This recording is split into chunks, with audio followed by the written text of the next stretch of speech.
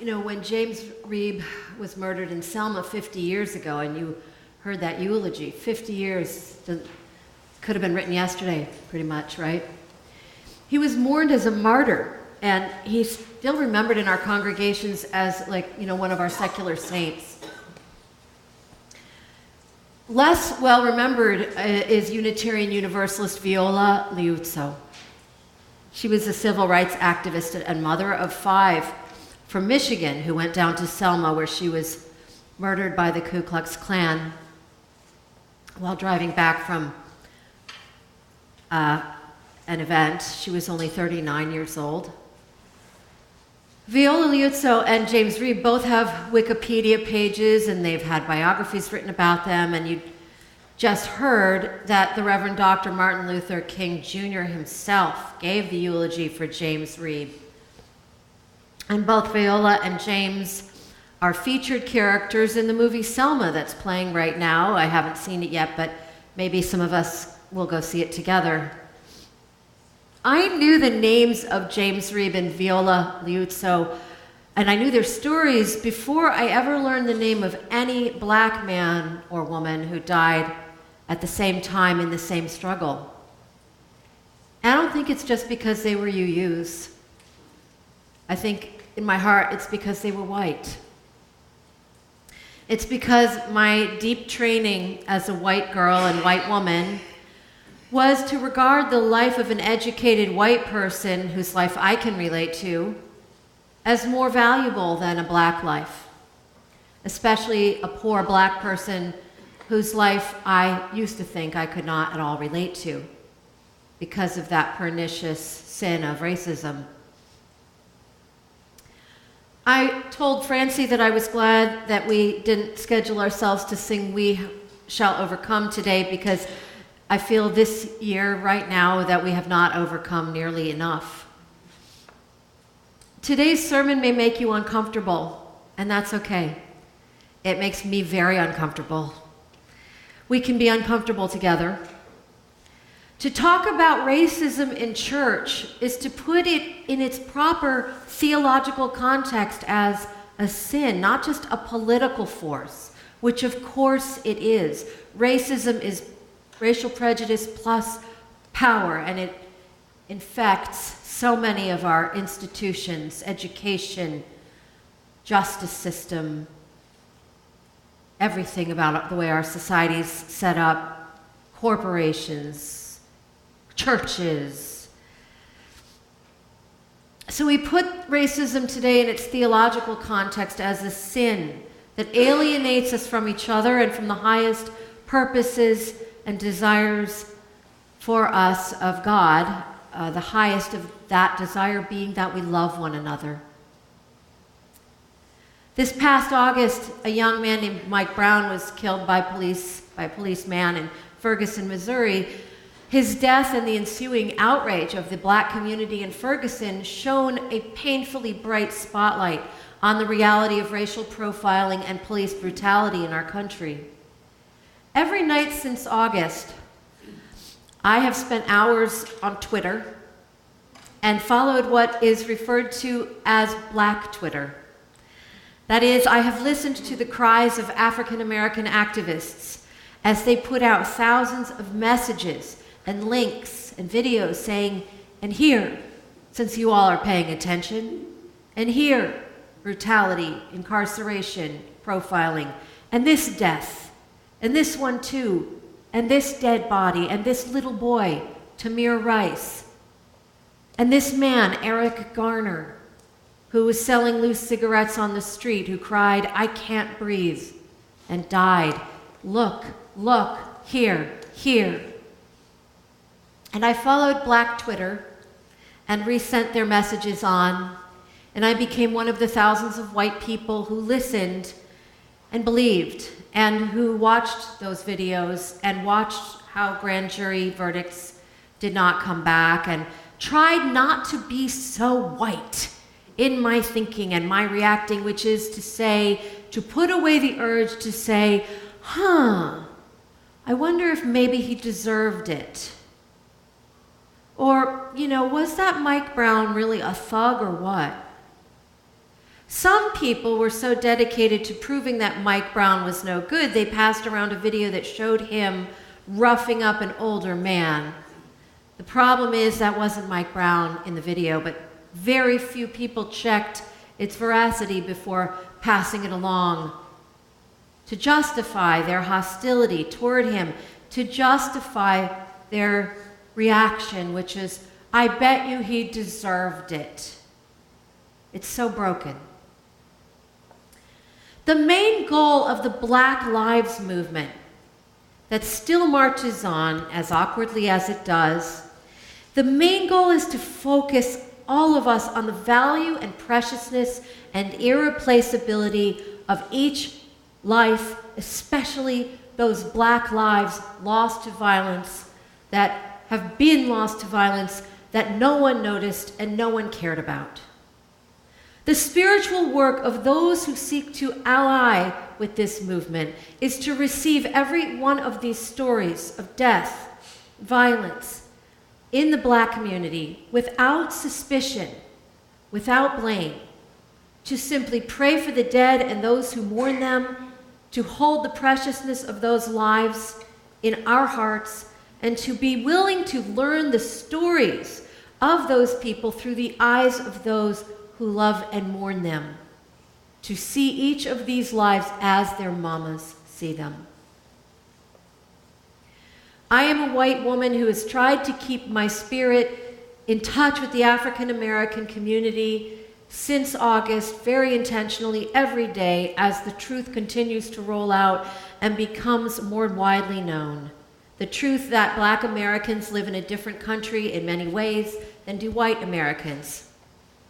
I encourage you all to read the new Jim Crow by Michelle Alexander to see how this works.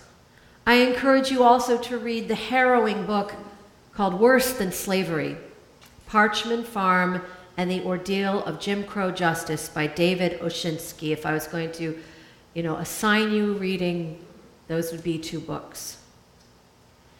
But more than that, I encourage us all to study the right things from a place of love, not to study the wrong things from a place of suspicion. I wrote and rewrote this sermon many times, and the version I'm giving you is the last but not the best one. There's no really best way to say what I want to say next.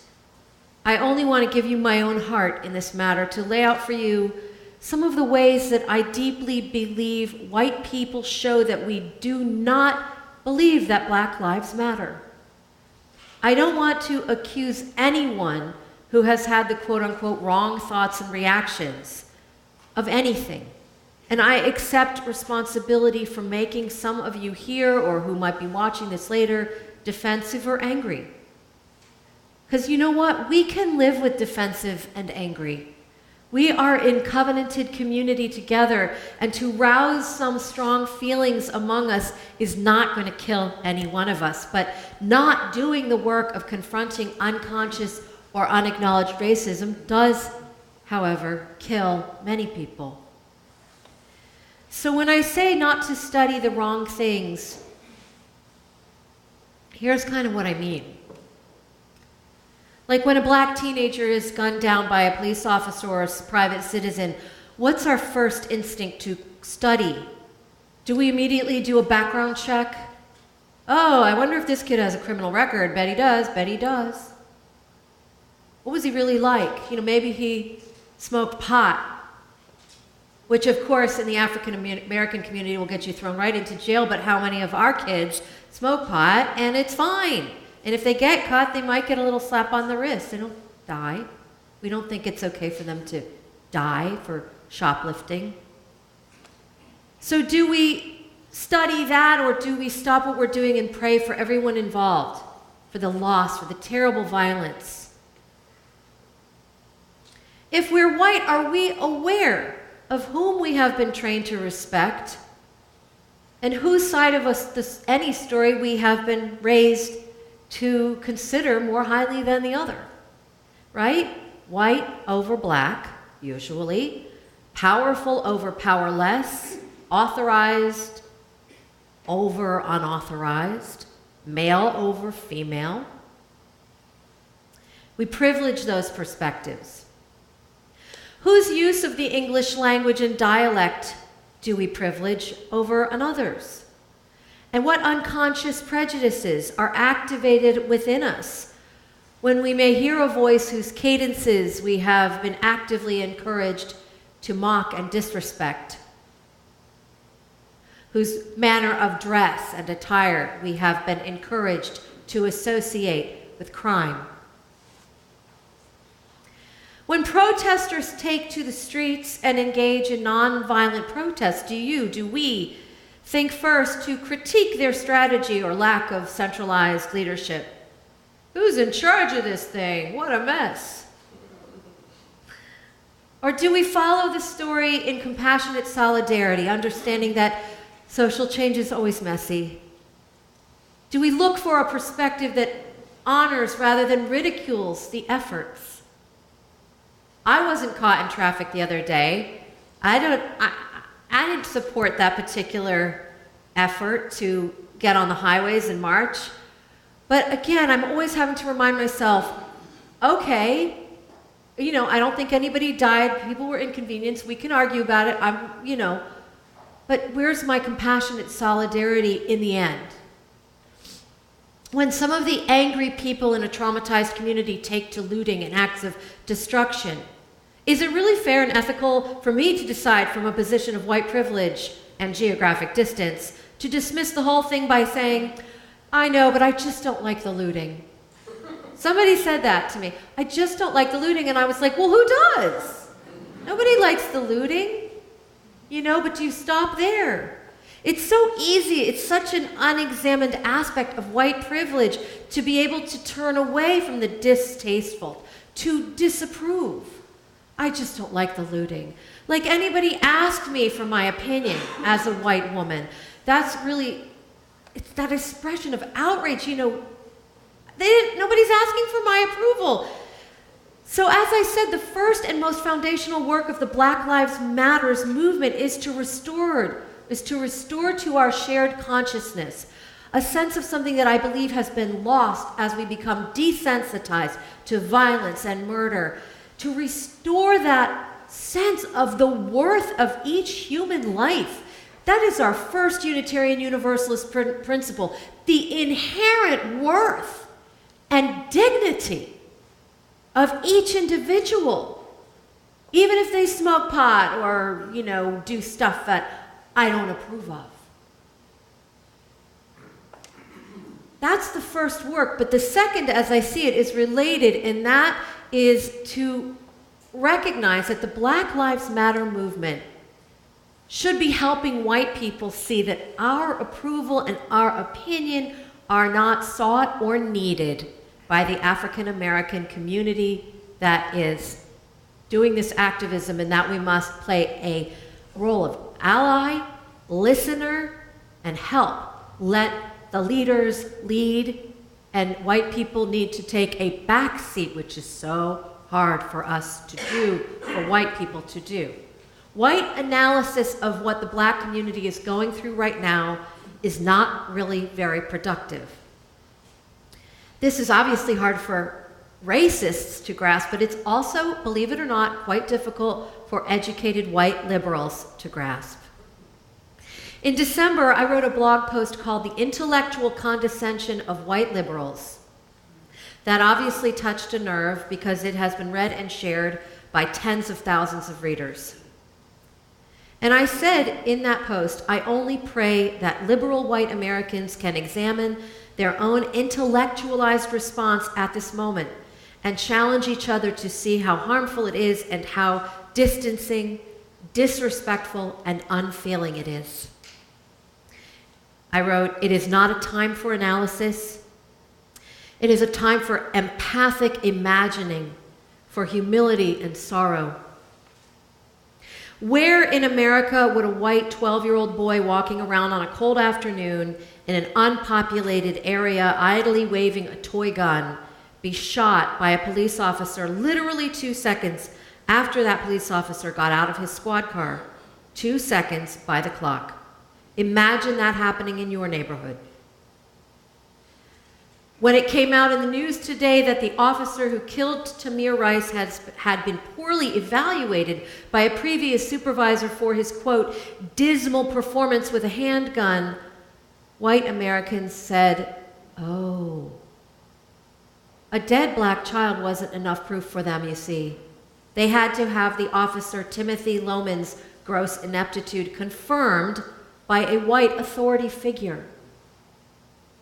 White men wave real guns around crowded areas in America and are taken into custody alive. Tamir Rice, carrying a toy gun in an open carry state, wasn't white. His parents are apparently not law-abiding citizens, so one Ohio resident suggested to me yesterday, and this is a quote, that it was a real good thing that Tamir was, quote, put down before he got a real gun. I fail to see a significant emotional and spiritual difference between the callous bigot who celebrates the murder of a child and the white liberal who says it's all really sad, but he shouldn't have been waving a gun. Both responses are distancing and victim-blaming. One pathologically so, and the other quite ordinary and therefore often unquestioned and uncommented upon. Put down the newspaper and the computer, I wrote. There are caskets going by. I wonder today if Rosa Parks would have made history if she had been a tired African-American woman with curlers in her hair or had a couple of kids by different fathers in a beat-up stroller with her on that bus.